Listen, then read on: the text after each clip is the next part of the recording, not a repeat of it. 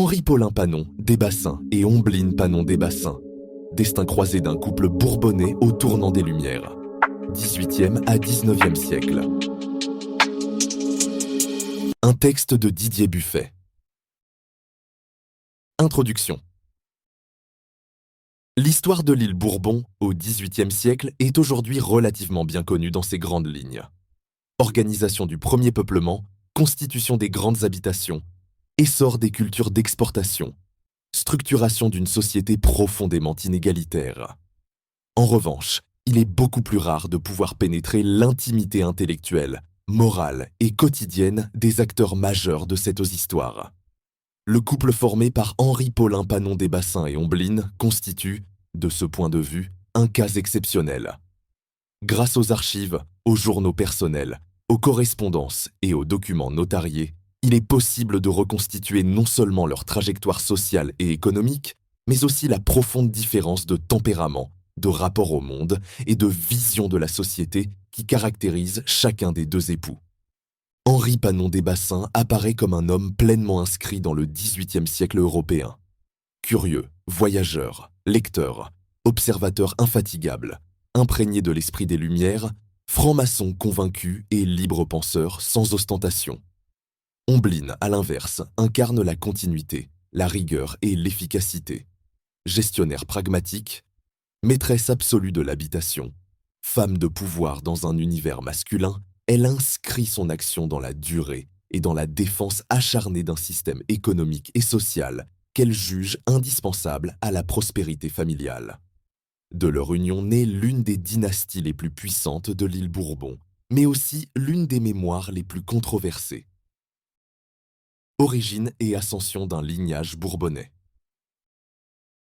Les Panon ne font pas partie des toutes premières figures du premier peuplement, mais ils s'inscrivent dans cette génération d'hommes venus s'établir durablement à Bourbon à la fin du XVIIe siècle.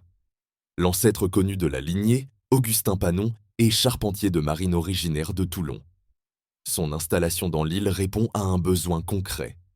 La jeune société bourbonnaise manque cruellement d'artisans qualifiés, capables de construire, réparer et adapter les bâtiments civils et maritimes. Ce statut d'artisan, sans conférer un prestige particulier, garantit néanmoins une insertion stable et une certaine reconnaissance sociale. En une génération, les Panon parviennent à dépasser leurs conditions initiales.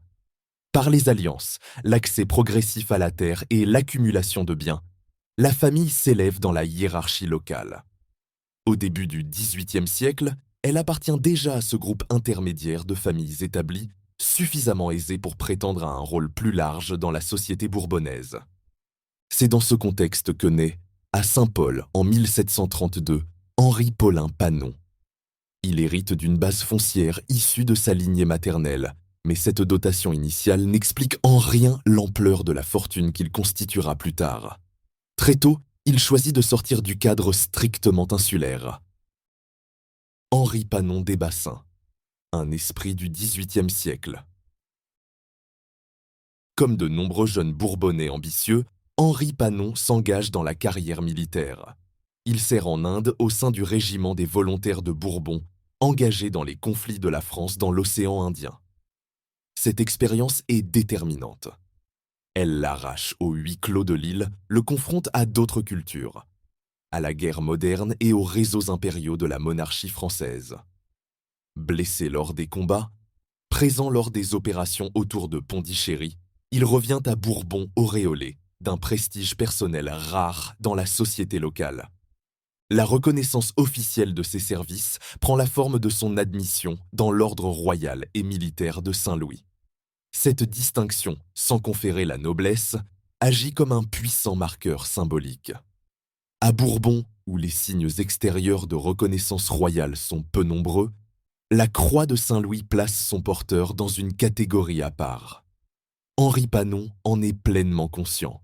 Il arbore fièrement cette décoration, qui figure sur ses portraits et participe à la construction de son image sociale. Mais c'est surtout par son esprit que Henri Panon se distingue. Sa formation scolaire reste modeste, son écriture maladroite, son orthographe incertaine. Pourtant, il écrit énormément.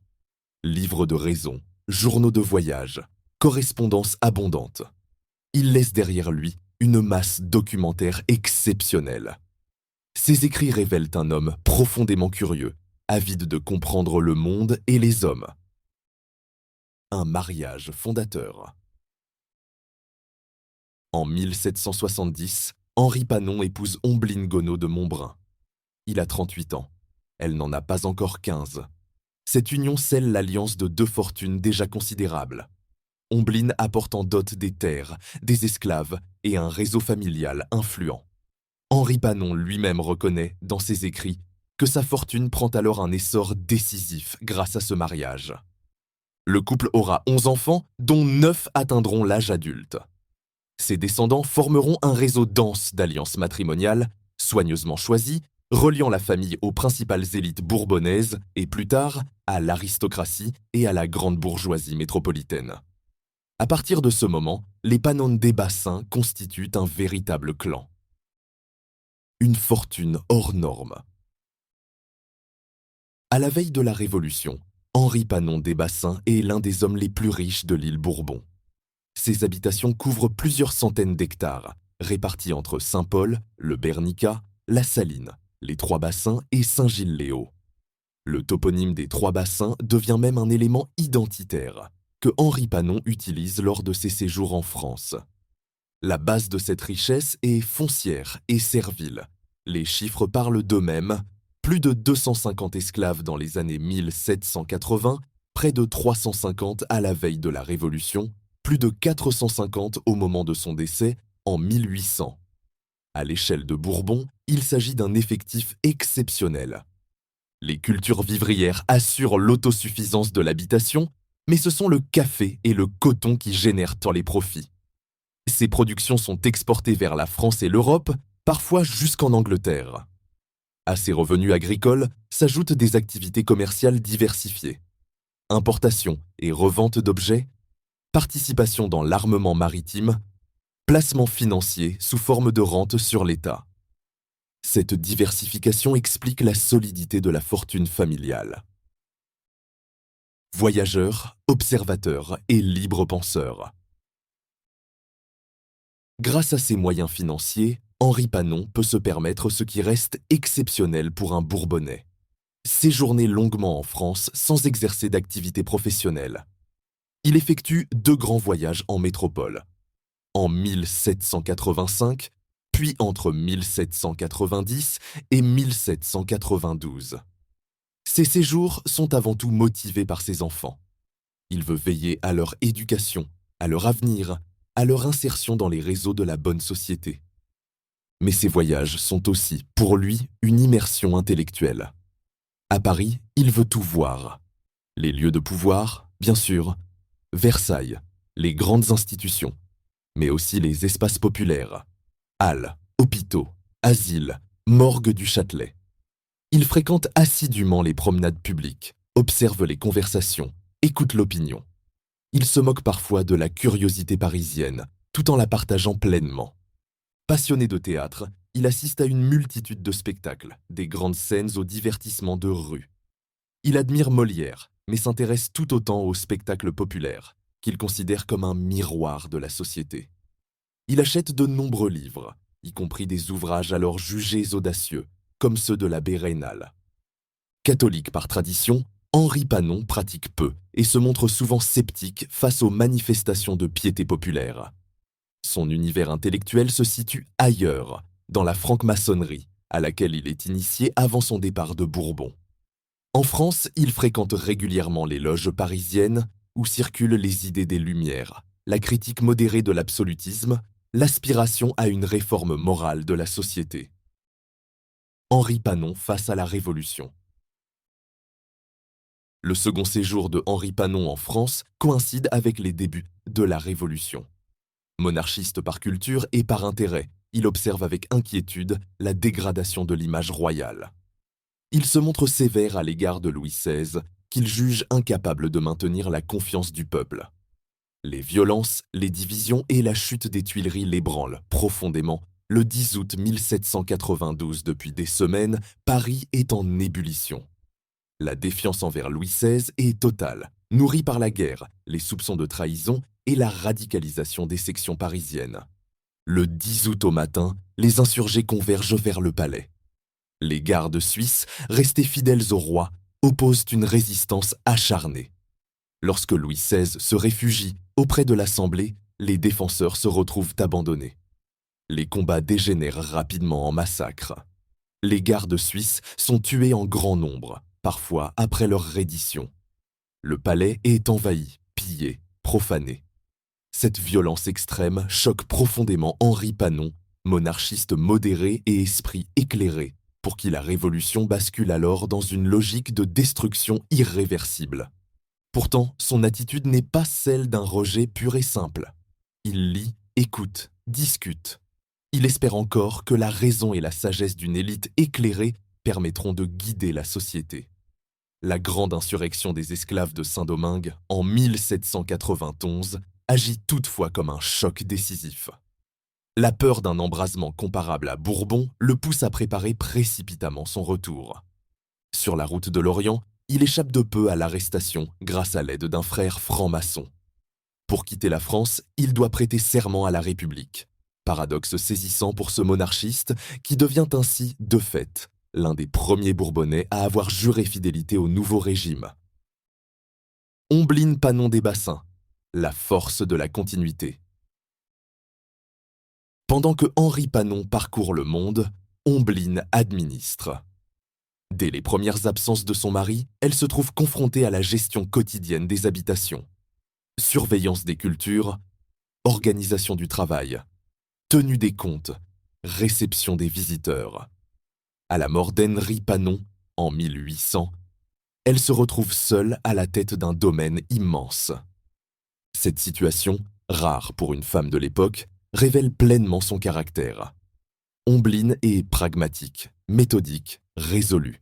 Elle pense en termes de rentabilité, de stabilité et de transmission. Sous son autorité, l'habitation poursuit son expansion. Les cultures évoluent. Le café décline progressivement au profit de la canne à sucre, plus rentable. Des sucreries modernes sont installées, dont une à vapeur à Saint-Gilles, intégrant des innovations techniques qui font du domaine un modèle pour les autres grands habitants.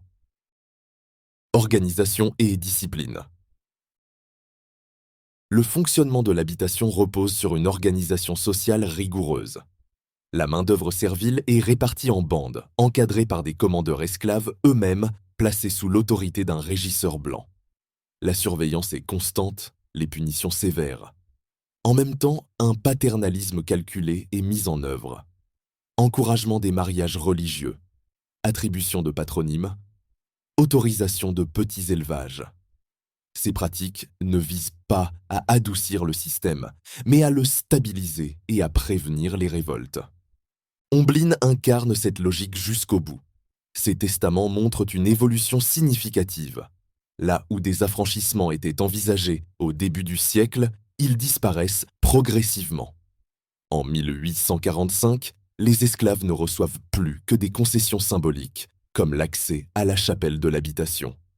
Cette évolution traduit un durcissement idéologique, nourri par les peurs héritées de la Révolution et par la volonté de préserver coûte que coûte l'ordre établi. Architecture et inscription du pouvoir dans l'espace. Le pouvoir des Panones des Bassins s'inscrit aussi dans l'architecture. 3 grandes demeures structurent le domaine, à Saint-Paul, au Bernica et à Saint-Gilles-les-Hauts. Toutes obéissent à un même principe. Plan régulier, volume massif, varangue protectrice. Loin d'être de simples maisons indiennes, ces demeures s'inscrivent dans le courant néoclassique de la fin du XVIIIe siècle, adapté aux contraintes climatiques locales. La maison de Saint-Gilles-les-Hauts, construite en 1788, est la plus emblématique. Habitée par les descendants de la famille jusqu'au XXe siècle, elle est aujourd'hui le musée historique de Villèle. Elle constitue un lieu central de la mémoire de l'île, où se croisent histoire, patrimoine et débats contemporains. Mémoire, mythe et héritage. Après la mort d'Ombline en 1846, la mémoire de la famille des Bassins se transforme. Les archives montrent une gestion rationnelle, efficace, profondément violente dans ses fondements. La mémoire orale, elle, retient surtout la souffrance et la figure de la maîtresse impitoyable. Ombline devient progressivement une figure quasi mythique, associée au mal et à la cruauté, tandis qu'Henri Panon s'efface derrière elle. Entre histoire et légende, le destin de ce couple révèle les tensions profondes de la société bourbonnaise. Fascination pour la réussite, rejet d'un système fondé sur l'esclavage, besoin de figures incarnant la responsabilité morale du passé. Henri Panon et Ombline Desbassins, par leurs caractères opposés et complémentaires, incarnent à eux seuls cette contradiction. L'ouverture intellectuelle et la curiosité d'un côté, la rigueur gestionnaire et la défense de l'ordre établi de l'autre. L'abolition de l'esclavage en 1848 marque un tournant décisif. Comme les autres grands propriétaires, la famille Desbassins est indemnisée par l'État français pour la perte de ce qu'il considère encore comme un capital. Les archives montrent que la famille perçoit une indemnisation très élevée, proportionnelle à l'importance de son cheptel servile, l'une des plus importantes de l'île. Cette indemnisation permet d'amortir le choc immédiat, mais elle ne suffit pas à maintenir durablement la domination économique du clan. Le modèle patrimonial des Desbassins, efficace dans un monde esclavagiste, s'adapte mal à la nouvelle économie sucrière fondée sur le capital, l'investissement et la multiplication des sites de production. Desbassins et Kervegen, deux mondes économiques.